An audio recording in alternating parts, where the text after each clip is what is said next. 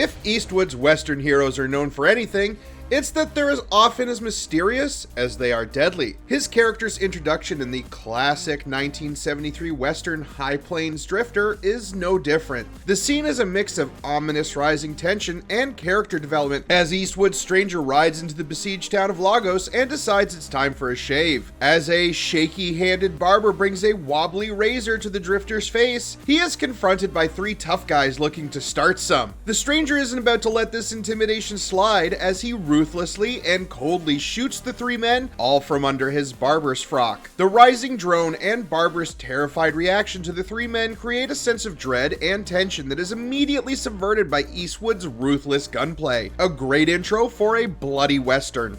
The tale of justice versus revenge, Hang 'em High tells the story of Eastwood's Cooper. After barely escaping being lynched by some bad dudes, Cooper is tasked with capturing his own attackers. However, he is expressly told by law enforcement that they are to be brought in alive. In the film's climax, the gunslinger is ambushed, but gets the upper hand. The outlaw Josie Wales tells the story of the titular gunslinger, who finds himself with a bounty on his head. One such bounty hunter is looking to collect when he finds Josie alone in a bar. He doesn't need his fellow pussycats though, because after a tense conversation, Eastwood utters the amazing line and offers the man a chance to walk away. Dyin ain't much of a living, boy. It seems to work for a moment, but the bounty hunter chooses violence, and Eastwood delivers. The Dollars Trilogy is about as iconic as westerns get, and it was made by Italians. In the climax of the middle film, for a few dollars more, Eastwood's man with no name officiates a drawdown between the film's villain and the lawman he's teamed up with. It's classic Sergio Leone as the music swells, the tension builds, and both men narrow eyes at each other. Finally, the scene goes quiet, with the only music coming from a meaningful pocket watch. Finally, the scene ends as all good Western duels end. Cleef outdraws his target. It's quick, and the man's slow death afterwards adds a stark realism to the infinitely stylish film. In the outlaw Josie Wales, Eastwood's character is on a mission of revenge. The evil Captain Terrell annihilated his family, and now Wales has the man in his sights. The pair get into a gunfight that leaves their pistols empty. The fight eventually leads to a more hand-to-hand struggle, with it climaxing in Wales putting a cavalry saber through Terrell's chest. It's a satisfying end for a detestable villain, and a more than memorable death than any Western, as most don't usually end with a sword fight.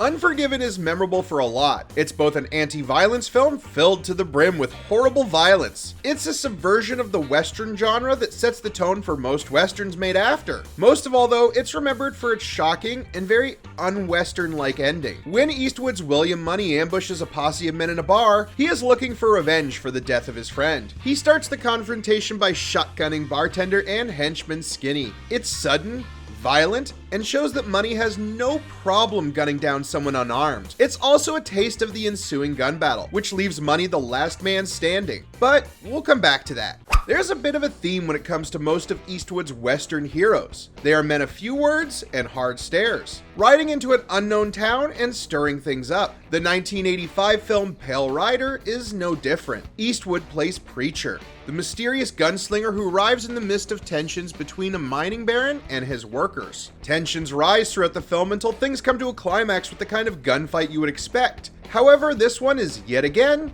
a little different. It starts as a tense cat and mouse as the bad guys are shot one by one while looking for Preacher. The fight eventually culminates in a more traditional drawdown, this time at close range.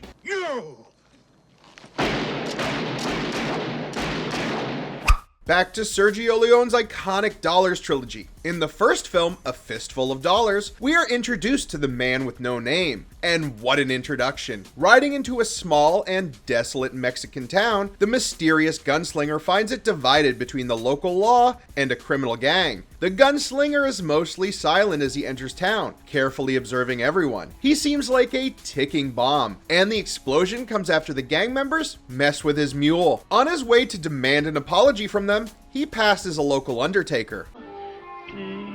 Get 3 coffins ready. It turns out he underordered as he confronts and then quickly guns down 4 men in a single action. Told you we would circle back to the bloody climax of Eastwood's Western masterpiece, Unforgiven. When we last saw him, William Money had just obliterated the bartender and was confronting local sheriff and tyrant Little Bill. Money began his journey looking for a big payout from a contract placed on the heads of a few local boys. They got rough with some working girls in town who now want revenge.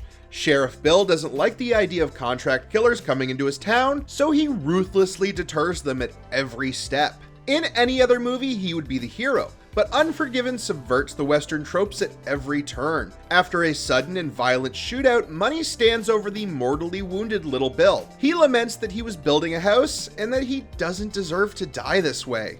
Deserves got nothing to do with it. Little Bill's last words are telling Money he will see him in hell, and Money passively agrees. Both men have no illusions about who they are. After that, there is nothing left to do but the inevitable.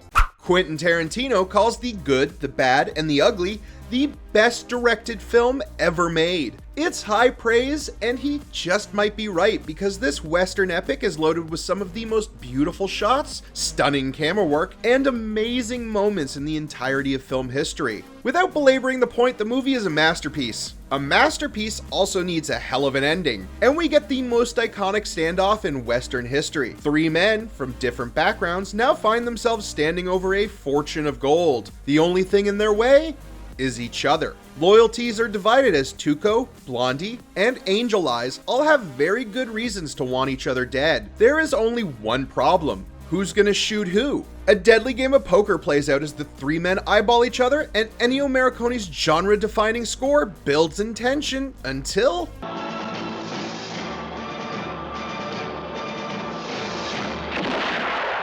In a fun subversion of the expected, it was Blondie's game all along. He had previously unloaded Tuco's pistol and used the uncertainty to get the drop on the evil Angel Eyes. Tuco is left stunned, unarmed, and the one digging for the gold.